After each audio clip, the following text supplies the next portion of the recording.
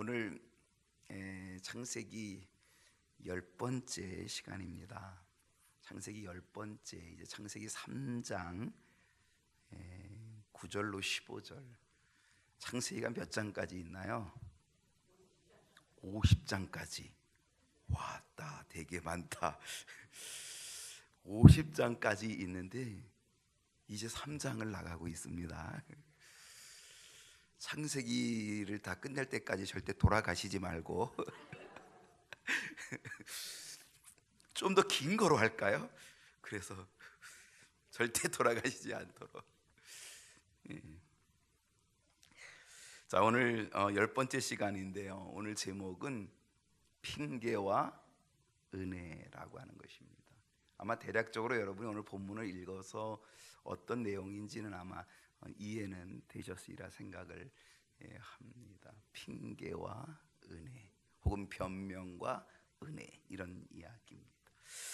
자, 오늘 네 가지 문제가 주보에 있거든요. 첫 번째 문제 한번 보십시다. 첫 번째 문제는 하나님께서 아담을 어떻게 부르십니까? 하나님이 아담을 어떻게 부르시는가? 자, 9절이죠. 9절 볼게요. 시작. 여호와 하나님이 아담을 부르시며 그에게 이르시되 내가 어디 있느냐? 뭐라고 부르셨어요? 내가 어디 있느냐? 아담아, 내가 어디 있느냐? 여러분, 성경에 보게 되면 하나님이 부르심을 주고 그리고 불렀던, 그 사람을 불렀던 경우들이 아주 다양하게 나타나는 것을 우리가 보게 됩니다. 솔로몬에게 하나님이 어떻게 부르시나요? 솔로몬아, 내가 네게 뭘 해주면 좋겠니? 이러면 얼마나 좋아요. 솔로몬이 하나님 앞에 1000번제를 드렸다는 거잖아요. 1000번제를 드렸더니 하나님이 감동을 받으시고, 하나님이 감동을 먹으시고, 그리고 솔로몬에게 오셔서 찾아오시면서 솔로몬을 부르십니다. 솔로몬아, 내가 네게 뭘 해주면 좋겠냐? 이것은 행복한 부르심의 음성입니다. 매번 하나님이 이 솔로몬처럼 우리들에게도 뭐 해주면 좋겠니? 오늘 수요일 저녁에 참 잘 왔다, 딴 사람 안 왔는데 잘 왔는데 뭐 해주면 좋겠니? 이렇게 하면 얼마나 좋겠습니까? 이거는 행복한 부르심의 음성이었다는 사실입니다. 정말 이런 행복한 부르심의 음성이 우리에게 있다라고 한다면 우리는 얼마나 좋을까? 아브라함에게는 하나님께서 아브라함아 이렇게 부르셨습니다. 하나님도 너무 급해서, 하나님도 너무 깜짝 놀라서 그렇게 불렀습니다. 왜냐하면 하나님께서 아브라함을 시험하셔서, 그래서 100세에 얻은 그 귀한 아들 독자 이삭을 모리아 산에 3일길을 가가지고 거기다가 각을 떠서 번제로 하나님께 바치라고 명령을 내렸거든요. 사실은 자기 아들을 각을 떠서 번제로 드린다라고 하는 게 이게 보통 어려운 게 아니죠. 아들이 10명 있어도 어려운데 아들이 1명밖에 없고, 그 아들은 100세에 얻은 아들이고, 그런데 그 아들을 어떻게 각을 떠가지고, 송아지처럼 각을 떠서 회 떠가지고 그 몸을 다 회 떠서, 각을 떠서 그걸 어떻게 번제로 태워서 어떻게 바치냐 말이에요. 그게 말이 됩니까? 하나님이 그렇게 사실은 아브라함을 시험에 놓고도 하나님이 좀 겁을 잡수셨는지도 모르겠고, 좀 염려하셨는지도 모르겠고 그랬는데, 이 아브라함이 그냥 아침에 일찍이 이 아들을 데리고 가더니 3일 길을 그냥 또박또박 가서 말이죠, 그냥 그 아들을 뭐 지체함 없이 묶어가지고 그냥 찔러서 죽이려고, 이제 각을 뜨기 전에 어떻게 죽여야 되니까 죽이려고 하는 거죠. 칼을 들어서 자기 아들을 죽이려고 하는데 하나님이 너무나 급해. 아브라함아, 한 번 부르면 못 들을까 봐 2번씩이나. 그건 뭡니까? 무슨 부르심입니까? 하나님, 아브라함아, 내가 깜짝 놀랬다. 정말 다급하게 부르시는 하나님의 음성이었다는 것입니다. 이제야 내가 나를 경외하는 줄을 알겠다. 이제야 내 마음을 내가 이제 알겠다. 시험에 합격하는 그 음성이었던 거죠. 하나님의 마음을 감동시킨 헌신의 결단, 그 속에서 나타난 아브라함아, 아브라함아. 그리고 아브라함이 아들을 죽이지 못하게끔 만류하셨던 하나님의 음성이었던 것이죠. 사무엘에게는요, 사무엘아, 사무엘아, 하나님이 이렇게 부르셨어요. 그때는요, 이상이 잘 나타나지 않는 거죠. 하나님의 말씀이 희귀한 때, 말씀이 희귀하고 하나님의 이상이 희귀하던 그때에 하나님께서 성수에서 잠을 자고 있는 그 어린 사무엘에게 사무엘을 부르십니다. 사무엘아, 사무엘아, 하나님이 부르십니다.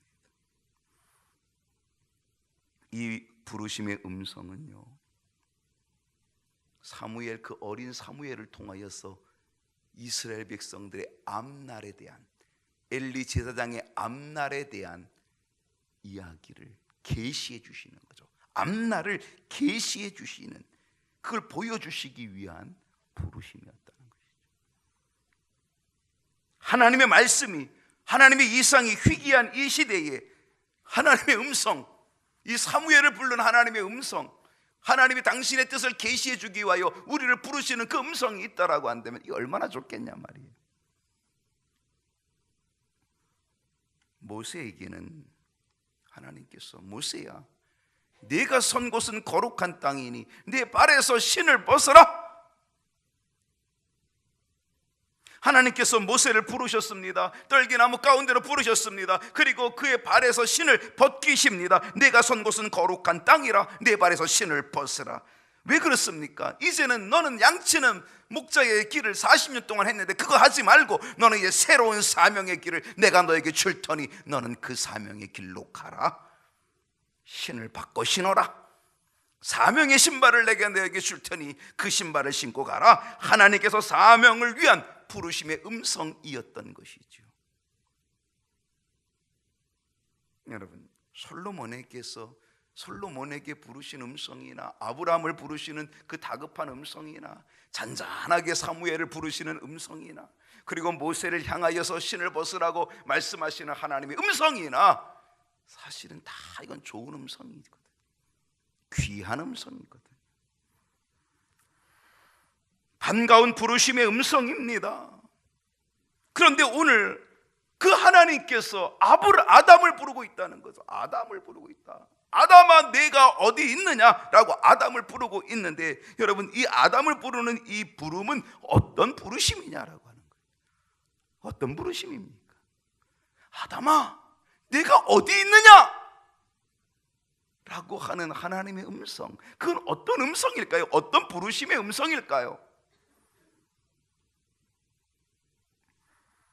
이 하나님의 부르심은, 아담을 부르는 이 음성은 불순종의 죄로 인하여 선악과를 따먹지 말라고, 먹으면 정녕 죽으리라, 반드시 죽으리라 했던 그 선악과를 따먹은 그 불순종의 죄로 인하여 하나님과의 교제가 단절되고 하나님과의 사귐이 끊어져 버린 아담을 향한 애탄 부르심의 음성이 아니겠습니까? 하나님의 애탄 부르심, 정말 마음 아픈 부르심.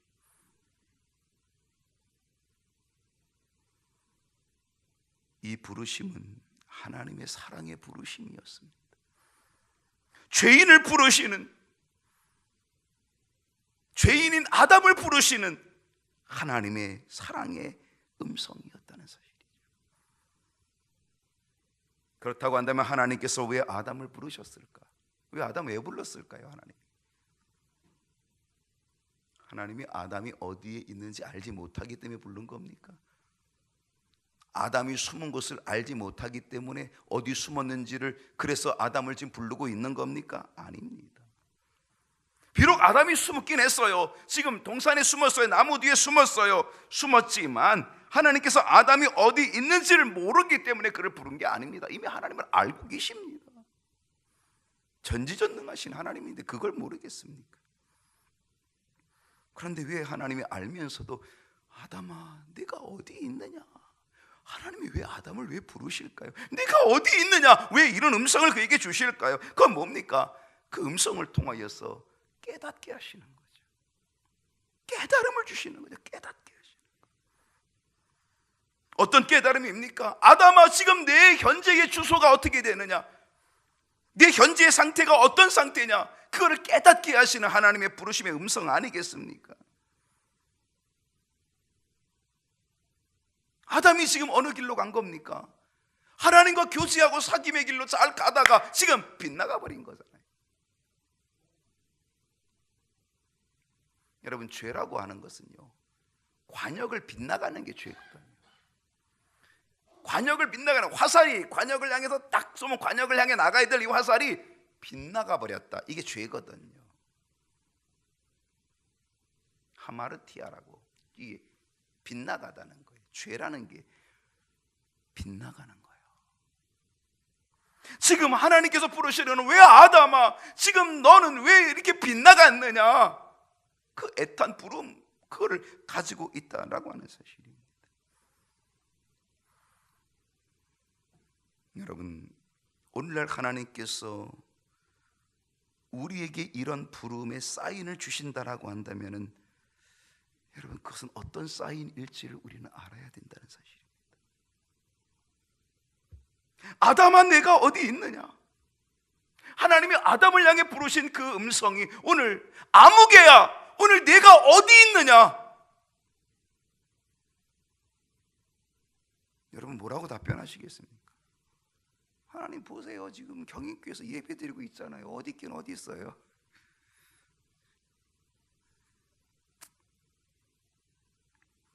정말 여러분, 하나님께서 아담을 부르신 것처럼 여러분도 부르십니다. 아무개야, 내가 지금 어디 있니? 너의 신앙 상태가 지금 어디쯤 가고 있니? 내 신앙 상태가 지금 어떤 상태이니? 너의 삶은 어떤 위치에 있고 어떤 상태에서 너 지금 신앙생활하고 있니? 하나님께서 우리에게 물으시는 물음, 그 물음 아니겠습니까? 여러분, 하나님께서 우리를 내가 어디 있느냐라고 이렇게 부르면 자신 있게 여기 있습니다 나설 수 있는 분이 얼마나 되겠습니까? 하나님의 부르심 앞에 주님, 내가 여기 있습니다 라고 그렇게 나설 수 있는 사람이 얼마나 되겠냐 말이에요. 혹 우리들도 아담처럼 하나님의 낯이 두려워서 피하고 숨고 있는 것은 아닐까요? 여러분의 상태는 어떠합니까? 두 번째로 갑니다. 자, 두 번째 문제는 아담의 답변. 하나님께서 아담아, 내가 어디 있느냐라고 하는 그 애탄 부르심의 그 부름, 거기에 대한 아담의 답변이 뭔지를 10절을 한번 읽어봅니다. 10절 시작. 이르되 내가 동산에서 하나님의 소리를 듣고 내가 벗었으므로 두려워하여. 아담의 답변이 뭔지 아십니까? 내가 동산에서 하나님의 소리를 듣고, 자, 첫째는 하나님의 소리를 듣고, 둘째는 내가 벗었으므로, 셋째는 두려워하여, 넷째는 숨었나이다. 이게 아담의 답변이에요. 내가 하나님의 소리를 듣고서, 내가 벗었기 때문에, 내가 두려워서 내가 숨었습니다. 이 네 가지가 아담이 하나님 앞에 하는 답변이었어요. 아담아, 내가 어디 있느냐라고 하는 그 애탄 부르심에 아담이 응답한 응답이 이거였다는 거죠. 여러분 생각해 보십시오. 이 아담이 말한 이 답변을 한번 생각해 보십니다. 첫째는 뭐라 그랬다고요? 하나님의 소리를 듣고. 여러분, 아담이 하나님의 소리를 오늘 처음 들었을까요? 하나님의 소리를 오늘 처음 들었을까요? 그럼 언제 들었나요? 매일매일 들었죠. 언제든지 들었죠. 아담과 하와가 범죄하기 전에는 늘 하나님과 에덴 동산에서 하나님 거니시는 하나님과 더불어서 나는야 친구 되신 하나님과 푸른 초장 한없이 거니네. 그 옛날에 불렀던 그 찬송 진짜 많이 불렀는데 복음 성가해야 한대요. 나는야 친구 되신 하나님과 푸른 초장 한없이 거니네. 많이 불렀던 찬송. 푸른 초장 한없이 나는 나의 친구 되신 하나님과. 아담이 바로 그 모습이었거든요. 범죄하기 전에는 늘 하나님과 동행하고 늘 하나님과 대화하고 늘 하나님과 교제하고 늘 하나님과 사귀고 너무 행복한 거죠. 너무 행복한 에덴동. 그러니까 에덴 동산 아니겠습니까? 하나님의 소리가 기뻤고 하나님의 소리가 감사했고 하나님의 소리가 은혜가 넘쳤고 하나님의 소리가 기쁨이 가득한 소리였거든요. 늘 교제와 늘 사귐이 있었던 그 소리, 매일매일 들었던 그 소리. 그런데 오늘 왜 똑같은 그 소리가 왜 두려움이 됐을까요? 매일매일 들어서 사귐과 기쁨과 감사와 교제가 있었던 그 소리가 왜 오늘은 두려움의 소리가 됐을까요? 그리고 왜 두려워 숨었을까요? 여러분, 갑자기 하루 만에 하나님의 소리가 변한 걸까요? 하나님의 소리가 변질되었나요? 그래서 두려워서 그래서 숨었나요? 아니잖아요. 왜 숨었습니까? 왜 두려웠습니까? 하나님이 변질된 게 아니고 내가 변질된 거거든요. 그렇습니다. 하나님의 변질은 없습니다. 하나님은 어제나 오늘이나 영원토록 동일하시니라. 여러분, 하나님은 동일하십니다. 하나님의 은혜도 하나님의 사랑도 하나님의 거룩하심도 어제나 오늘이나 영원토록 하나님은 동일하십니다. 변함이 없으십니다. 문제는 뭐냐? 내가 변한 거죠. 내가 변한 거죠. 하나님의 변질은 없습니다. 나의 변질만 있을 뿐입니다. 여러분, 아담아 내가 어디 있느냐라고 하는 그 음성, 오늘 아무개야 오늘 내가 어디 있냐라는 그 음성 속에서 오늘 내 신앙의 상태가 정말 괜찮은지, 오늘 여러분 처음 사랑이 괜찮은지, 정말 주님을 뜨겁게 사랑했던 그 처음 사랑보다 훨씬 지금 변질되고 식어있는 것은 아닌지, 나의 믿음 괜찮은지, 너무 신앙생활 오랫동안 익숙해져가지고 신앙의 본질이 아닌 것에 매어 달려서 내가 변질된 것은 아닌지 정말 우리 한번 생각해 봐야 되는 것 아닙니까? 하나님은 어제나 오늘이나 영원토록 변함이 없는데 우리는 신앙생활을 몇십 년 하다 보니까 너무 익숙해져가지고 자꾸 변질되는 거잖아요. 본질을 잃어버리고.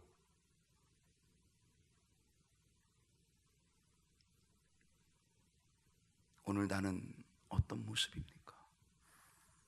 하나님은 변함없는데 나는 얼마큼 변했습니까? 나는 얼마큼 변질됐습니까? 나는 얼마큼 지금 곁길로 삐뚤어 가고 있습니까? 내 믿음이 괜찮은지, 내 처음 사랑이 괜찮은지.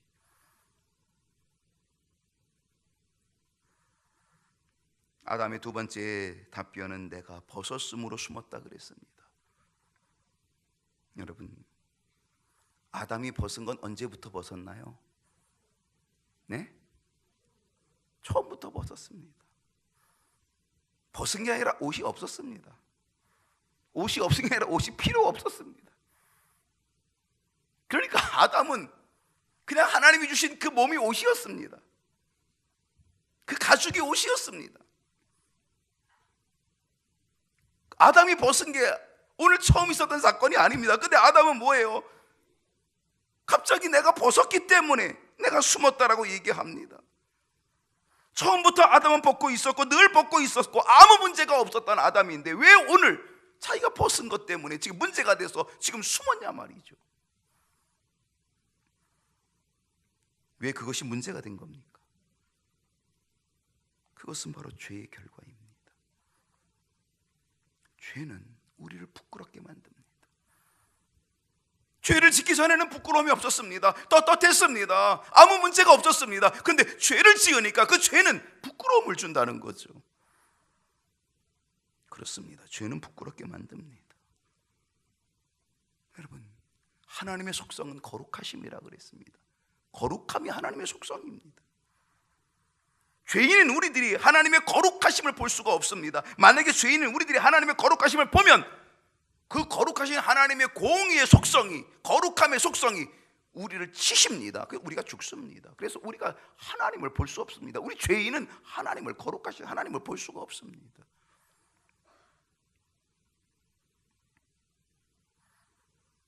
그러므로 우리는 하나님 앞에 설 수 없는 죄인입니다.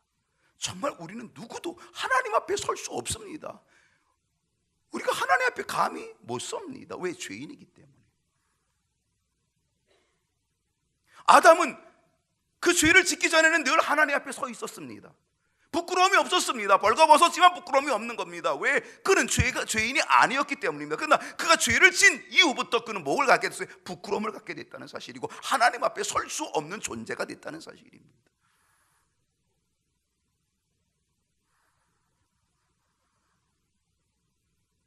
하나님 앞에 결코 설 수 없는 우리 죄인. 그런데 하나님 앞에 설 수 있게 되는 것은 오직 예수 그리스도의 보혈의 공로, 예수 그리스도의 십자가의 보혈의 은혜와 그 공로, 예수 그리스도께서 보혈의 옷을, 의의 옷을 우리에게 덧입혀 주시기 때문에 우리는 하나님 앞에 설 수 있는 은혜를 얻게 된 줄로 믿습니다. 이게 구속의 은혜 아니겠습니까?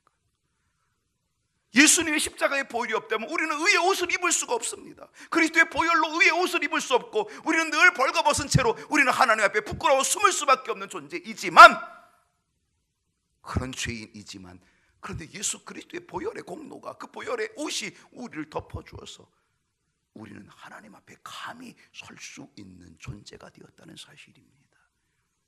이게 그리스도의 구속의 은총이죠.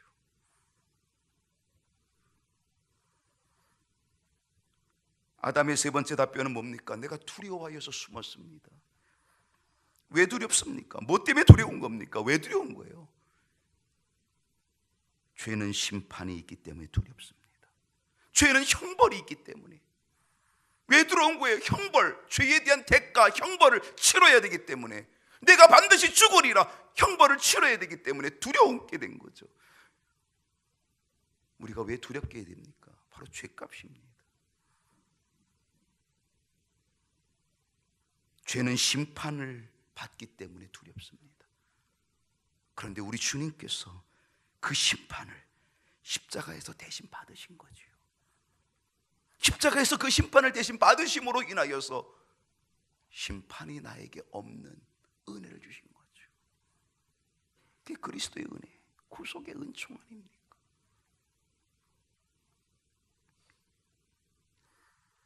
네 번째로 아담의 답변은 숨었다 그랬습니다. 왜 숨었을까요? 더 이상 빛으로 나올 수가 없었기 때문입니다. 죄를 지은 자는 어둠에 있기를 좋아합니다. 어둠에 있기를 좋아하고 어둠에 있습니다.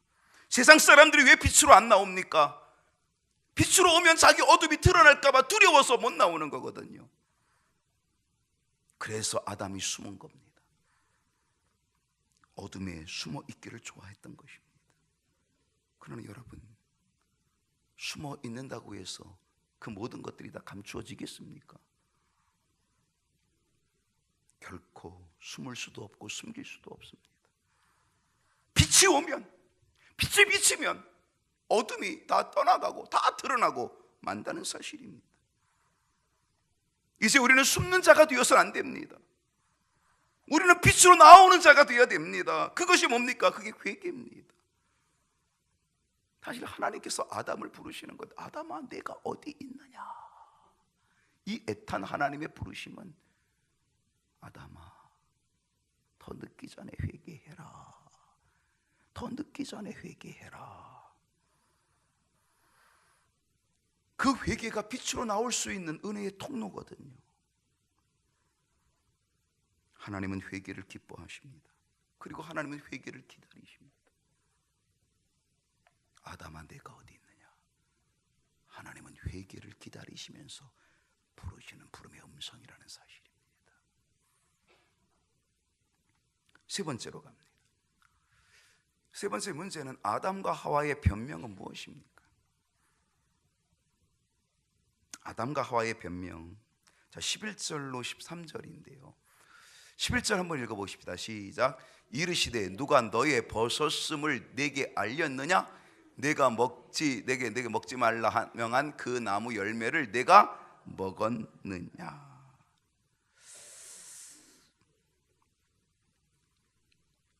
누가 너의 벗었음을 내게 알렸느냐? 누가 너더러 너 벗었다고 놀리더니? 아니지요. 그것은 내가 하나님의 명령에 불순종했기 때문에 나타난 결과였지요. 그래서 하나님께서 지적해 줍니다. 야, 너 벗었다고 누가 너한테 얘기하더니 내가 벗었다라고 하는 것 때문에 두려워서 숨은 것은 다른 게 아니라 내가 너에게 먹지 말라고 했던 그 명령을 어기고 불순종하고 그 나무의 열매를 내가 먹은 것 아니니? 하나님은요, 아담의 본질, 아담의 죄의 본질, 문제의 핵심을 하나님은 지적하고 있는 거거든요. 근데 우리는요, 그 핵심과 그 본질을 자꾸 벗어나려고 해요. 희석시키려고 해요. 빠져나가려고 해요. 변병하려고 해요. 핑계하려고 해요. 정말 문제가 뭡니까? 본질이 뭡니까? 여러분, 신앙생활의 본질이 뭔지 알아야 돼요. 신앙생활의 본질, 봉사가 본질 아닙니다. 봉사는요, 액세서리입니다. 신앙생활의 본질은 봉사가 아닙니다. 봉사 많이 한다고 천국 가는 것 아닙니다. 그렇다고 오늘부터 이제 봉사하는 거 다 내려놓겠다, 이게 아니라 본질이 뭔지를, 그 본질이 없이 다른 것들을 비본질적인 가지고 그거를 앞세우고 우선으로 하면요, 그건 신앙이 아니라는 거죠.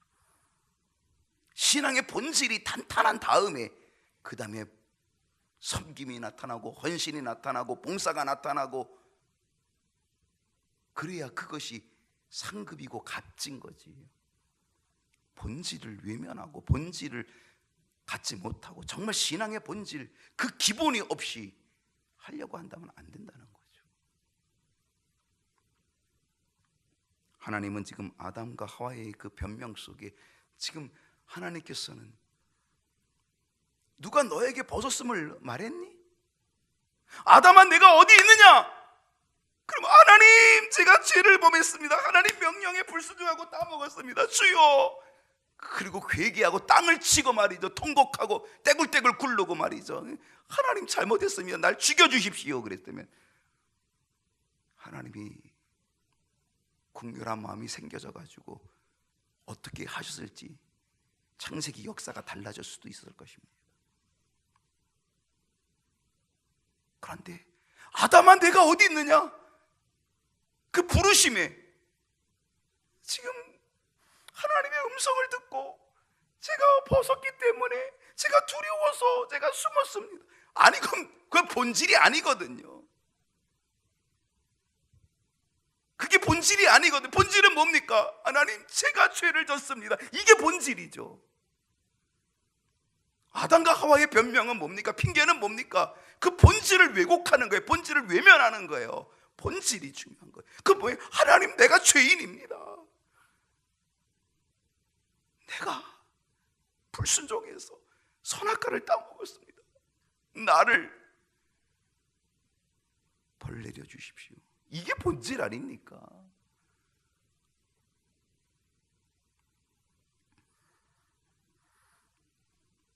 변명하고 핑계하려고 하는 이 아담과 하와에게 누가 너의 벗었음을 내게 알려줬니? 누가 너를 벗었다고 놀리더니? 매일매일 벗고 있었는데, 아무 문제 없었는데 왜 오늘따라 내가 벗었다고 지금 두려워서 숨었느니? 여러분, 왜 그런 거였습니까? 그게 무엇 때문이었습니까? 그게 바로 하나님의 명령에 불순종한 죄, 선악과를 따먹은 죄, 그 교만의 죄, 바로 그것 아닙니까? 그 죄를, 그 본질을 가지고 하나님 앞에 내놓고 회개했어야지요. 내가 네게 먹지 말라 명한 그 나무 열매를 네가 먹었느냐? 하나님이 본질을 다시 터치해 주시는 거잖아요. 지금 너 자꾸 변명하지 마, 핑계하지 마. 너 본질이 뭔지 알아야지. 내가 너에게 먹지 말라고 했던 그 나무 열매 내가 먹은 거 아니니? 그게 본질이야. 너 그 본질을 알아야지. 그는 본질을 왜곡해서 숨으려고 하고 피하려고 하고 그렇게 애를 썼지만 하나님은 그 본질을 지적하고 계시다는 사실이죠.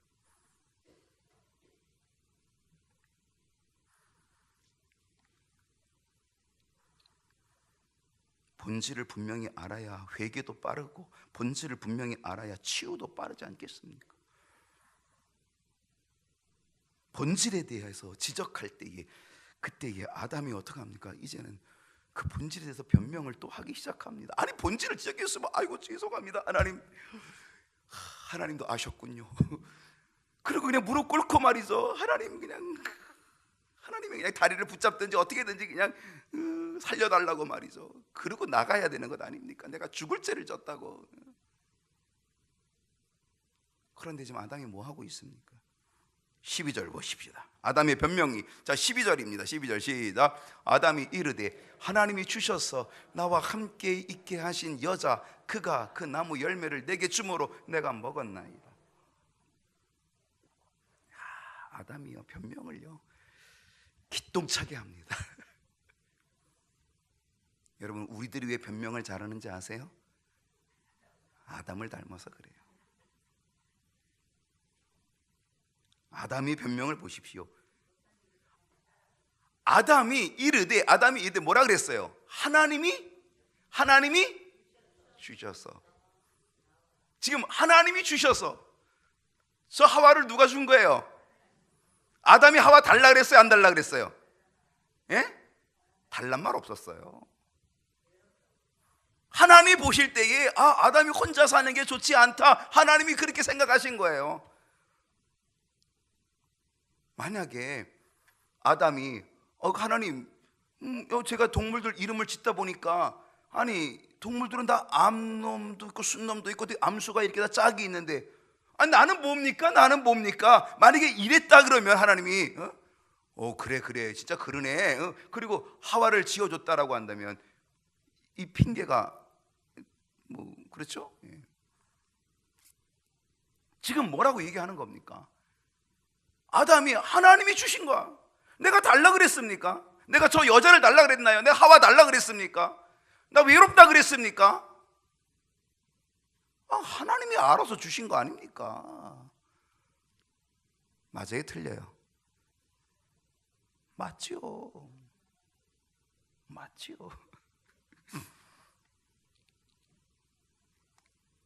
아내를 달라고 한 적 없다는 거잖아요. 하나님이 주신 거잖아요. 바로 저 여자 때문이에요. 하나님이 주셔서 나와 함께 있게 한 저 여자. 원인을 지금 누구에게 돌리고 있어요? 하나님께 돌리고 있어요. 하나님 책임이에요.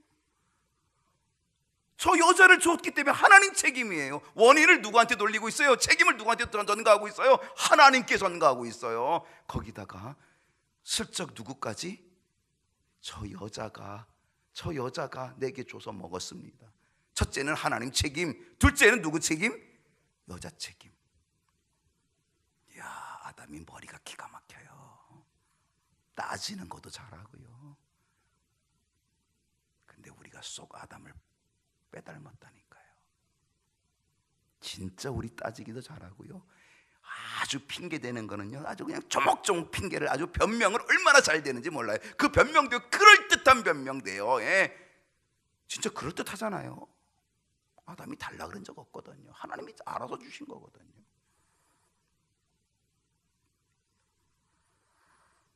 핑계 없는 무덤이 없다 그랬습니다. 핑계는요 만들면 얼마든지 만들 수 있습니다. 그리고 그 핑계는요 만들기 시작하면 그럴듯하게 만들 수 있습니다. 아담처럼 그럴듯하게 만들 수 있습니다. 우리도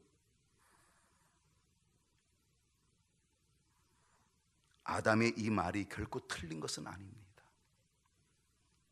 맞는 말이기도 합니다. 바로 이 핑계를 오늘 우리들이 보통 하고 있는 보통 수준의 핑계, 바로 우리가 그 아담을 배워서 아담의 후손인 우리들이 그렇게 살고 있다는 것입니다. 내가 무릎 꿇는 일은 없습니다. 내가 무릎 꿇어야지요. 근데 내가 무릎 꿇는 일은 없습니다. 오히려 다른 사람을 무릎 꿇게 하려고만 합니다. 내 책임은 없어요. 저 사람 때문이고 저 사람이 무릎 꿇어야 됩니다. 내가 무릎 꿇는 일은 없습니다. 이것이 교만입니다. 13절 볼게요. 여자분들이 아담의 핑계를 보고 또 통쾌하게 여길 것 같지만 이제는 여자의 핑계가 나옵니다. 자, 13절 읽겠습니다. 시작.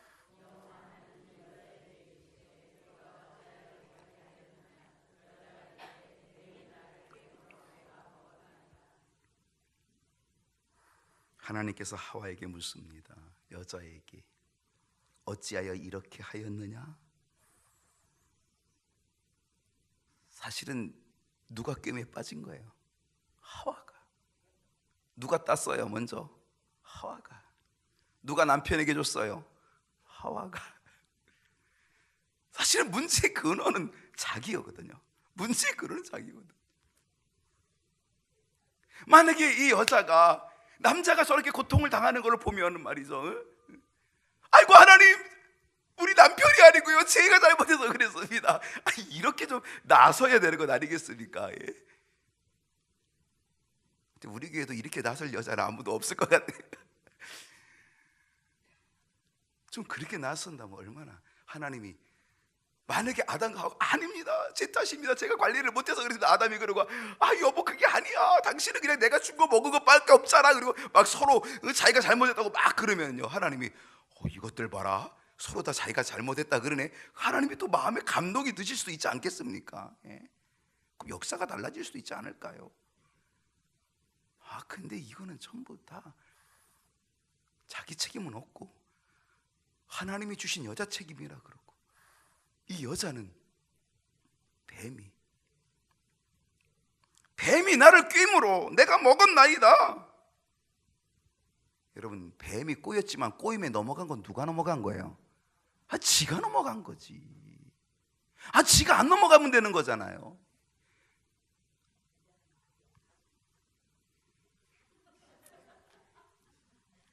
박영부 권사님은 해석을 너무 잘하셔요. 여자는 말이 많아요. 근데 꼬임에 넘어간 것, 그게 뭡니까? 나는 꼬임에 넘어간 잘못밖에 없다는 거잖아요. 저놈의 뱀이 꼬인 거지. 저놈의 뱀이 꼬임만 같지 않았다면, 나를 꼬시지만 않았다면 난 내가 넘어갈 데가 없는데, 저놈의 뱀이 나를 꼬여서 내가 넘어간 거지. 저놈 꼬신 놈 때문이라고, 저 꼬신 놈, 저 뱀 때문이라고 핑계를 대고 있는 겁니다. 꼬임에 넘어간 자기는 핑계가 없는 거예요. 자기는 책임이 없는 거예요. 여러분, 오늘날 우리가 하나님 앞에 어떤 변명을 하고 계십니까? 여러분의 신앙생활에 대해서 여러분 어떤 변명하고 계십니까? 내 예배 생활에 대해서 여러분은 어떤 변명을 하고 계십니까? 시간이 없습니까? 바쁩니까?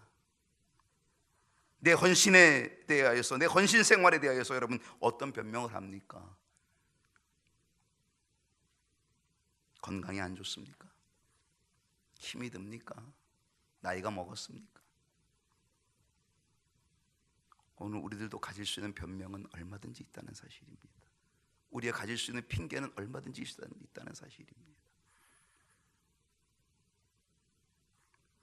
오늘 우리는 하나님 앞에서 어떤 답변을 할 수 있겠습니까?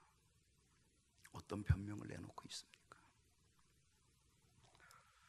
마지막 네 번째입니다. 뱀에게 선포하신 하나님의 말씀은 무엇입니까? 뱀에게는요, 너 왜 그랬니? 묻지도 않습니다. 부를 필요도 없습니다. 그래서 뱀에게는 아예 하나님이 선포하십니다. 자, 14절 보겠습니다. 14절 읽습니다. 시작. 여호와 하나님이 뱀에게 이르시되 내가 이렇게 하였으니 내가 모든 가축과 들의 모든 짐승보다 더욱 저주를 받아 배로 다니고 살아있는 동안 흙을 먹을지니라. 뱀에게 선포한 하나님의 말씀은요, 모든 가축과 들의 모든 짐승보다 더욱 저주를 받게 될 것이고 내가 배로 다닐 것이고 살아있는 동안 흙을 먹을지니라. 결국 이 뱀은요, 어떤 저주가 임하게 됩니까? 사탄의 상징적 동물이 되는 저주가 그에게 임합니다. 그 이후로부터 이 뱀은 사탄의 상징적인 모습으로 그렇게 저주되어집니다. 사탄에게 이용당한 뱀은 사탄의 저주의 동물이, 그러니까 저주의 동물이 되는 거죠. 사탄의 상징적인 동물, 저주의 동물이 되는 거죠. 사탄에게 이용당함으로 인하여서. 여러분, 사탄은 우리를 이용하려고 합니다. 여러분도 이용하려고 합니다. 사탄에게 이용당하지 않아야 합니다. 왜냐하면 사탄에게 이용당할 때 우리는 저주의 백성이 되고 말기 때문입니다. 15절, 오늘 마지막인데, 자, 15절 말씀 읽겠습니다. 오늘 이거 정리하고 이제 마치겠습니다. 15절 시작. 내가 너로 여자와 원수가 되게 하고 내 후손도 여자의 후손과 원수가 되게 하리니 여자의 후손은 내 머리를 상하게 할 것이요 뒤를 상하게 할 것이니라 하시고, 암송했던 말씀이죠. 요 절이었습니다. 여러분, 이 15절은 아주 굉장히 중요한, 정말 이 복음의 핵심 중에 아주 중요한 핵심입니다. 15절은요. 여기서 뭐라고 얘기하냐면 뱀에게 얘기합니다. 뱀은 여자와 원수가 되게 한다. 뱀의 후손도 여자의 후손과 원수가 되게 한다. 그리고 여자의 후손은 뱀의 머리를 상하게 할 것이고 뱀의 머리를 깰 것이고 뱀은 여자의 발꿈치를 상하게 할 것이라. 여러분, 이것은요, 하나님께서 메시아 그리스도를 보내주겠다라고 하는 놀라운 은혜의 선포입니다. 메시아 예언입니다. 여러분, 여기서 여자의 후손은 누구를 얘기할까요? 여자의 후손은 누구를 얘기할까요? 누굴까요? 여자의 후손 몰라요? 여자의 후손 누굴까요? 예수님입니다. 예수님을 가리키는 겁니다. 여자의 후손은 예수 그리스도입니다. 내가 너로 여자의 후손인 예수 그리스도와 원수가 되게 하고 여자의 후손이 내 후손과 원수가 되게 하리니 그리스도의 후손과 너의 후손이 원수가 되게 하리니 여자의 후손인 예수 그리스도는 너의 머리를 상하게 할 것이고 뱀의 머리를, 사탄의 머리를 상하게 할 것이고, 그리고 사탄은 예수님의 발꿈치를 상하게 할 것이라. 이거는 영적인 싸움이죠. 사탄과의 영적인 싸움, 그리스도인들과 영적인 싸움을 이야기하고 있는 것입니다. 여기서 여자의 후손은 누구라고요? 예수 그리스도입니다. 여기서 여자의 후손이 의미하는 것은요, 동정녀 마리아를 몸을 통해서 난 예수 그리스도를 상징적으로 보여주고 있는 것입니다. 여러분, 아이는 누가 낳습니까? 네? 남자가 낳나요? 아이는? 여자가 낳습니다. 여자가 낳지만, 그런데 아브라함이 이삭을 낳고 이삭이 야곱을 낳고 야곱은 유다와 그의 형제들을 낳고 유다는 베레스와 세라를 낳고. 누가 낳아요? 남자가 낳아요. 애는 여자가 낳는데 족보에서는 남자가 낳아요. 모두 다 남자의 후손이에요. 아브라함과 다윗과 예수 그리스도의 세계라 다 남자예요. 그런데 유독 여자의 후손이라는 거예요. 왜?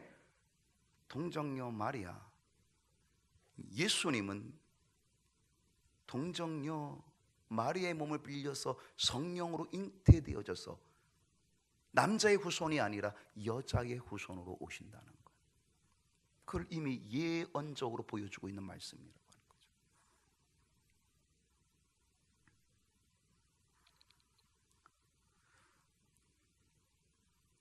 사탄은 예수님의 발꿈치를 상하게 합니다.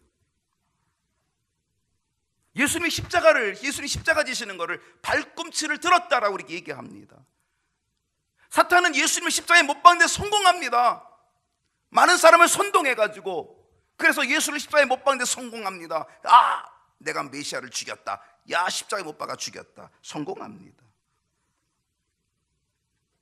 여자의 후손인 예수 그리스도의 발꿈치를 상하게 하고 발꿈치를 들어 십자가에 못 박게 하는데 성공시키지만, 그러나 그 예수는, 여자의 후손이신 그 예수님은 그 사망의 권세, 무덤의 권세를 깨고 일어나서 사탄의 권세의 머리를 깨부십니다.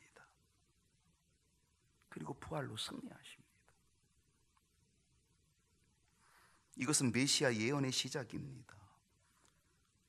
여러분, 하나님께서 메시아를 보내주겠다는 이 약속은 언제부터 시작된 겁니까?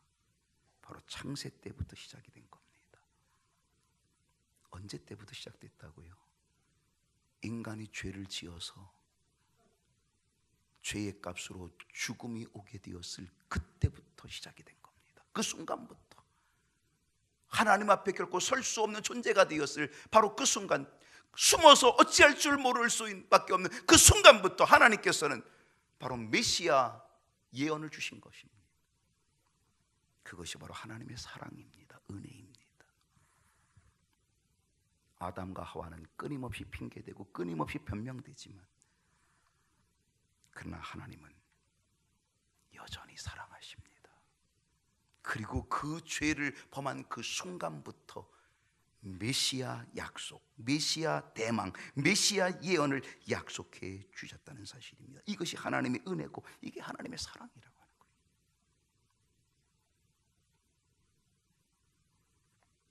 오늘 우리는 이 사랑으로 구원받게 된 줄로 믿습니다. 이 사랑에 감격하여 하나님의 은혜 속에 사는 저와 여러분이 될 수 있기를 축복합니다.